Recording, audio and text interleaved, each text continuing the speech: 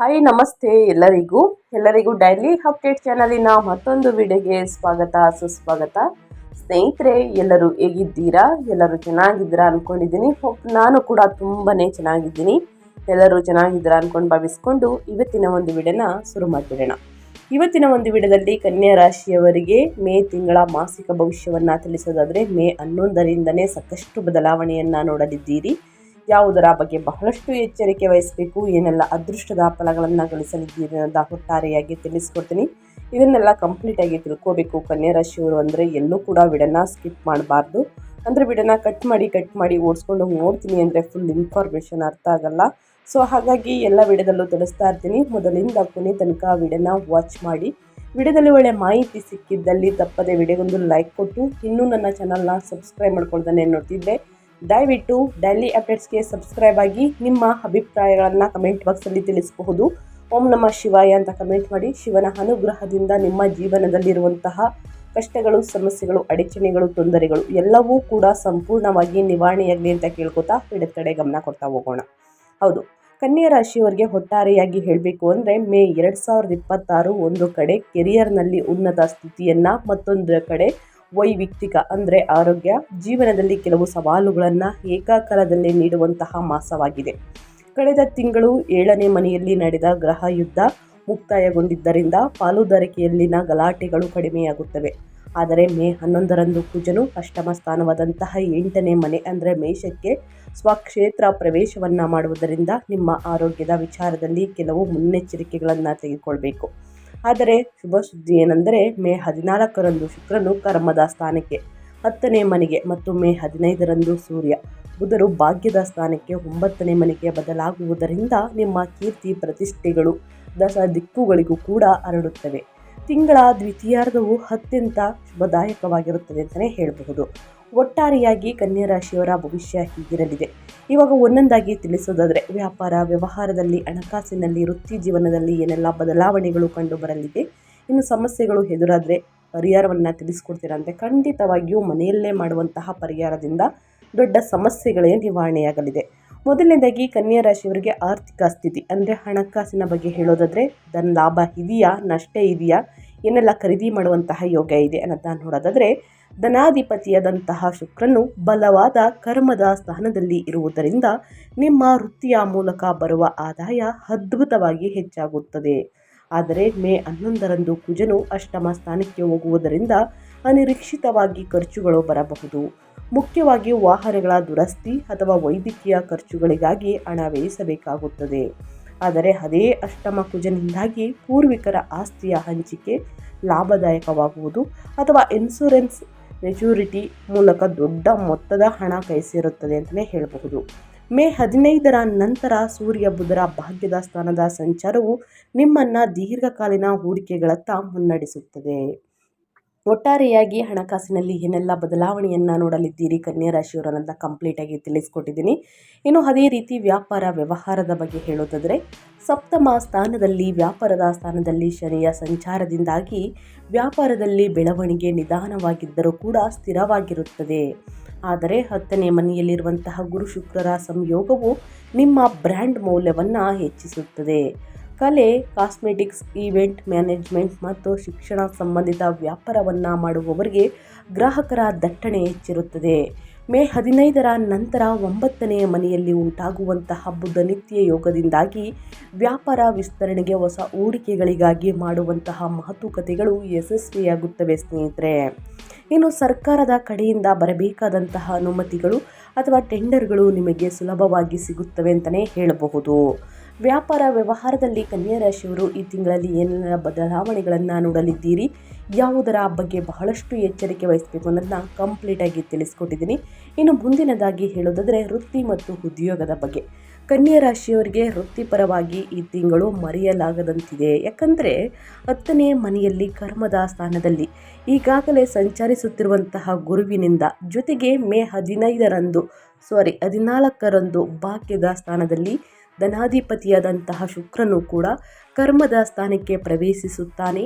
ಈ ಅದ್ಭುತವಾದ ಗುರು ಶುಕ್ರರ ಸಂಯೋಗದಿಂದಾಗಿ ಕಚೇರಿಯಲ್ಲಿ ನಿಮ್ಮ ಹೆಸರು ಪ್ರತಿಧ್ವನಿಸುತ್ತದೆ. ನೀವು ಮಾಡುವಂತಹ ಪ್ರತಿಯೊಂದು ಕೆಲಸಕ್ಕೂ ಸರಿಯಾದ ಮನ್ನಣೆ, ಪ್ರಶಂಸೆಗಳು ದೊರೆಯುತ್ತವೆ. ಬಡ್ತಿ ಅಥವಾ ವೇತನ ಹೆಚ್ಚಳಕ್ಕಾಗಿ ಕಾಯುತ್ತಿರುವವರ ಆಸೆ ಕೂಡ ಈಡೇರುತ್ತದೆ. ಇದರ ಜೊತೆಗೆ ಮೇ 15ರಂದು ನಿಮ್ಮ ಲಗ್ನಾಧಿಪತಿಯಾದ ಬುಧ ಮತ್ತು ವ್ಯಯಾಧಿಪತಿಯಾದಂತಹ ಸೂರ್ಯನು ಭಾಗ್ಯದ ಸ್ಥಾನವಾದಂತಹ 9ನೇ ಮನೆಯಲ್ಲಿ ಋಷಭಕ್ಕೆ ಹೋಗುವುದರಿಂದ ಬಹುರಾಷ್ಟ್ರೀಯ ಕಂಪನಿಗಳಲ್ಲಿ ಕೆಲಸ ಮಾಡುವವರಿಗೆ, IT ಕ್ಷೇತ್ರದಲ್ಲಿ ಇರುವವರಿಗೆ ವಿದೇಶಿ ಆನ್ಲೈನ್ ಸೈಟ್ ಅವಕಾಶಗಳು ಅಥವಾ ದೂರ ಪ್ರದೇಶಗಳ ವರ್ಗಾವಣೆ ಲಾಭದಾಯಕವಾಗಿರುತ್ತದೆ ಸ್ನೇಹಿತರೆ. ಒಟ್ಟಾರೆಯಾಗಿ ಏನೆಲ್ಲ ಬದಲಾವಣೆಗಳನ್ನು ನೋಡಲಿದ್ದೀರಿ, ಯಾವುದರ ಬಗ್ಗೆ ಎಚ್ಚರಿಕೆ ವಹಿಸಬೇಕು ಅನ್ನೋದನ್ನ ಕಂಪ್ಲೀಟಾಗಿ ತಿಳಿಸ್ಕೊಟ್ಟಿದ್ದೀನಿ. ಇನ್ನು ಮುಂದಿನದಾಗಿ ಹೇಳೋದಾದರೆ ನಿಮ್ಮ ಹೆಲ್ತ್ ಬಗ್ಗೆ ಅಂದರೆ ನಿಮ್ಮ ಆರೋಗ್ಯದ ಬಗ್ಗೆ ಹೇಳೋದಾದರೆ ಏನೆಲ್ಲ ಬದಲಾವಣೆಗಳನ್ನು ಕಂಡು ಬರಲಿದೆ, ಯಾವುದರ ಬಗ್ಗೆ ಮುನ್ನೆಚ್ಚರಿಕೆಗಳನ್ನು ತೆಗೆದುಕೊಳ್ಬೇಕು ಕನ್ಯಾ ರಾಶಿಯವರು ಅಂದರೆ ಈ ತಿಂಗಳು ನೀವು ಅತ್ಯಂತ ಜಾಗರೂಕರಾಗಿರಬೇಕಾದಂತಹ ಏಕೈಕ ವಿಭಾಗವೆಂದರೆ ನಿಮ್ಮ ಆರೋಗ್ಯದ ಕಡೆ. ಮೇ 11ರಂದು ತೃತೀಯ ಮತ್ತು ಅಷ್ಟಮಾಧಿಪತಿಯಾದಂತಹ ಕುಜನು 8ನೇ ಮನೆಗೆ ಸ್ವಕ್ಷೇತ್ರಕ್ಕೆ ಹೋಗುವುದರಿಂದ ಅಷ್ಟಮ ಕುಜನು ಅತ್ಯಂತ ವೇಗವಾದ ಮತ್ತು ಅಪಾಯಕಾರಿ ಫಲಿತಾಂಶಗಳನ್ನು ನೀಡುತ್ತಾನೆ. ವಾಹನಗಳನ್ನು ಚಲಾಯಿಸುವಾಗ ಅತಿ ವೇಗ, ಟ್ರಾಫಿಕ್ ನಿಯಮಗಳ ಉಲ್ಲಂಘನೆ, ಪ್ರಾಣ ಹಂತಕ್ಕೆ ಹೋಗಬಹುದು. ಹಾಗಾಗಿ ಅತಿ ವೇಗ ಹೊಳಿತಲ್ಲ, ನಿಧಾನವಾಗಿ ವಾಹನವನ್ನು ಚಾಲನೆ ಮಾಡಿ. ಇನ್ನು ಟ್ರಾಫಿಕ್ ನಿಯಮಗಳನ್ನು ಉಲ್ಲಂಘನೆ ಮಾಡೋದು ಬಿಟ್ಟು ಸ್ನೇಹಿತರೆ ಪರಿಶೀಲಿಸಿ ಕರೆಕ್ಟಾಗಿ ಸ್ನೇಹಿತರೆ ಫಾಲೋ ಮಾಡುವುದನ್ನು ಮರಿಬೇಡಿ. ಕುಜನು ಉಷ್ಣದ ಪ್ರಭಾವದಿಂದ ರಕ್ತದೊತ್ತಡ, BP, ಆ ಕಾರಣ ಕೋಪ ಮತ್ತು ಫೈಲ್ಸ್ ಅಥವಾ ಹೊಟ್ಟೆಗೆ ಸಂಬಂಧಿಸಿದ ಶಸ್ತ್ರಚಿಕಿತ್ಸೆಗಳು ನಡೆಯುವ ಸೂಚನೆಗಳಿವೆ. 8ನೇ ಮನೆಯಲ್ಲಿರುವ ಕುಜನ ದೃಷ್ಟಿ 2ನೇ ಮನೆಯ ಅಂತಂದರೆ ಕುಟುಂಬ ವಾಕ್ಸ್ಥಾನ ಅಂತಲೇ ಹೇಳ್ಬೋದು, 2ನೇ ಮನೆ ಅದರ ಮೇಲೆ ಬೀಳುವುದರಿಂದ ನಿಮ್ಮ ಮಾತುಗಳಲ್ಲಿ ತೀವ್ರವಾದಂತಹ ಕೋಪ ಕಂಡುಬರುತ್ತದೆ. ಇದು ನಿಮ್ಮ ಮಾನಸಿಕ ನೆಮ್ಮದಿಯನ್ನು ಸಹ ದೂರ ಮಾಡುತ್ತದೆ. ಧ್ಯಾನ ಮತ್ತು ಯೋಗವನ್ನು ಮಾಡುವುದರಿಂದ ಈ ಸಮಯದಲ್ಲಿ ಸ್ನೇಹಿತರೆ ನಿಮ್ಮ ಆರೋಗ್ಯ ಬಹಳಷ್ಟು ಉತ್ತಮವಾಗಿರಲಿದೆ ಅಂತಲೇ ಹೇಳ್ಬೋದು. ಮೊದಲನೇದಾಗಿ ಏನೇ ಸಂಪಾದನೆಯನ್ನು ಮಾಡಿದರೂ ಸ್ನೇಹಿತರೆ ನಿಮ್ಮ ಆರೋಗ್ಯ ಬಹಳ ಮುಖ್ಯವಾಗುತ್ತದೆ. ಹಾಗಾಗಿ ಆರೋಗ್ಯವನ್ನು ಸಂಪಾದನೆಯನ್ನು ಮಾಡುವುದಕ್ಕೆ ಆಗುವುದಿಲ್ಲ. ಯಾವ ರೀತಿ ನಮ್ಮ ಆರೋಗ್ಯವನ್ನು ಕಾಪಾಡಿಕೊಳ್ಬೇಕು ಅನ್ನೋದ್ರ ಬಗ್ಗೆ ಸ್ನೇಹಿತರೆ ಬಹಳಷ್ಟು ಎಚ್ಚರಿಕೆಯಿಂದ ಕಾಪಾಡಿಕೊಳ್ಳುವುದು ಉತ್ತಮ. ಇನ್ನು ಕುಟುಂಬ ಮತ್ತು ವೈಯಕ್ತಿಕ ಜೀವನದ ಬಗ್ಗೆ ಹೇಳೋದಾದರೆ ಏನೆಲ್ಲ ಬದಲಾವಣೆಯನ್ನು ನೋಡಲಿದ್ದೀರಿ ಅಂದರೆ ಸಪ್ತಮ ಸ್ಥಾನದಲ್ಲಿ ಶನಿ ಇರುವುದರಿಂದ ಜೀವನ ಸಂಗಾತಿಯೊಂದಿಗಿನ ಸಂಬಂಧಗಳು ಸ್ವಲ್ಪ ಸಪ್ಪೆಯಾಗಿ ಅಥವಾ ಜವಾಬ್ದಾರಿಯುತವಾಗಿ ಅನಿಸುತ್ತದೆ. ಆದರೆ ಕರ್ಮದ ಸ್ಥಾನದಲ್ಲಿ ಶುಕ್ರನಿರುವುದರಿಂದ ನಿಮ್ಮ ವೃತ್ತಿ ಜೀವನದಲ್ಲಿ ಯಶಸ್ಸು, ನಿಮ್ಮ ಕುಟುಂಬದಲ್ಲಿ ಸಂತೋಷವನ್ನು ತರುತ್ತದೆ. ಮೇ 15ರ ನಂತರ ಸೂರ್ಯನು 9ನೇ ಮನೆಯಲ್ಲಿ ಪಿತೃಸ್ಥಾನದಲ್ಲಿ ಸಂಚರಿಸುವುದರಿಂದ ನಿಮ್ಮ ತಂದೆಯವರೊಂದಿಗಿನ ಸ್ನೇಹಿತರ ಸಂಬಂಧಗಳು ಬಲಗೊಳ್ಳುತ್ತವೆ. ಕುಟುಂಬ ಸದಸ್ಯರೊಂದಿಗೆ ತೀರ್ಥಯಾತ್ರೆಗಳಿಗೆ ಅಥವಾ ವಿದೇಶಿ ಪ್ರವಾಸಗಳಿಗೆ ಯೋಜನೆಗಳನ್ನು ರೂಪಿಸುತ್ತೀರಿ ಕನ್ಯಾ ರಾಶಿಯವರು. ಕುಜನ ದೃಷ್ಟಿ 2ನೇ ಮನೆಯ ಮೇಲಿರುವುದರಿಂದ ಕುಟುಂಬ ಸದಸ್ಯರೊಂದಿಗೆ ಮಾತನಾಡುವಾಗ ಕೋಪವನ್ನು ನಿಯಂತ್ರಿಸಿಕೊಳ್ಳುವುದು ಅತ್ಯಗತ್ಯ. ದುಡುಕಿನ ಮಾತುಗಳಿಂದ ಆದಷ್ಟು ದೂರವಿರಿ, ಇದರಿಂದ ಮನಸ್ತಾಪಗಳು ಜಾಸ್ತಿಯಾಗಲಿದೆ. ಕುಟುಂಬದಲ್ಲಿ ಬಿರುಕು ಮೂಡುವಂತಹ ಸಾಧ್ಯತೆ ಕಂಡುಬರಲಿದೆ. ಹಾಗಾಗಿ ಆದಷ್ಟು ದುಡುಕಿನ ಮಾತು, ಕೋಪದಿಂದ ಆಡುವ ಮಾತು ಸಾಕಷ್ಟು ಸ್ನೇಹಿತರೆ ಮನಸ್ಸಿಗೆ ನಾಟುತ್ತದೆ ಅಂತಲೇ ಹೇಳಬಹುದು. ಇನ್ನು ವಿದ್ಯಾರ್ಥಿಗಳ ಬಗ್ಗೆ ಹೇಳೋದಾದರೆ ಕನ್ಯಾ ರಾಶಿಯ ವಿದ್ಯಾರ್ಥಿಗಳು ವಿದ್ಯಾಭ್ಯಾಸದಲ್ಲಿ ಏನೆಲ್ಲ ಬದಲಾವಣೆಯನ್ನು ನೋಡಲಿದ್ದೀರಿ ಅಂದರೆ ವಿದ್ಯಾಕಾರಕ ಮತ್ತು ನಿಮ್ಮ ಲಗ್ನಾಧಿಪತಿಯಾದ ಬುಧನು ಮೇ 15ರಿಂದ ಭಾಗ್ಯದ ಸ್ಥಾನದಲ್ಲಿ ಸಂಚರಿಸುವುದರಿಂದ ಸೂರ್ಯನೊಂದಿಗೆ ಸೇರುವುದು ವಿದ್ಯಾರ್ಥಿಗಳಿಗೆ, ಮುಖ್ಯವಾಗಿ ಉನ್ನತ ಶಿಕ್ಷಣವನ್ನು ಓದುತ್ತಿರುವವರಿಗೆ ಒಂದು ವರ ಅಂತಲೇ ಹೇಳಬಹುದು. ವಿದೇಶಿ ಯೂನಿವರ್ಸಿಟಿಗಳಲ್ಲಿ ಸೀಟ್ಗಾಗಿ ಅಥವಾ ಪ್ರಯತ್ನಗಳು ಮಾಡ್ತಿದ್ರೆ ಸ್ನೇಹಿತರೆ ಯಶಸ್ವಿಯಾಗುತ್ತವೆ. ಮ್ಯಾನೇಜ್ಮೆಂಟ್, ಲಾ, ಇನ್ನು ಫೈನಾನ್ಸ್ ವಿದ್ಯಾರ್ಥಿಗಳು ಅದ್ಭುತವಾಗಿ ಮಿಂಚುತ್ತಾರೆ ಅಂತಲೇ ಹೇಳಬಹುದು. ಆದರೆ ಅಷ್ಟಮ ಕುಜನ ದೃಷ್ಟಿಯಿಂದಾಗಿ ಓದುವಾಗ ಆಗಾಗ ತಾಳ್ಮೆ ಕಳೆದುಕೊಳ್ಳುವಂತಹ ಅಪಾಯವಿದೆ. ಏಕಾಗ್ರತೆಯನ್ನು ಕಾಯ್ದುಕೊಳ್ಬೇಕಾಗುತ್ತದೆ ಸ್ನೇಹಿತರೆ.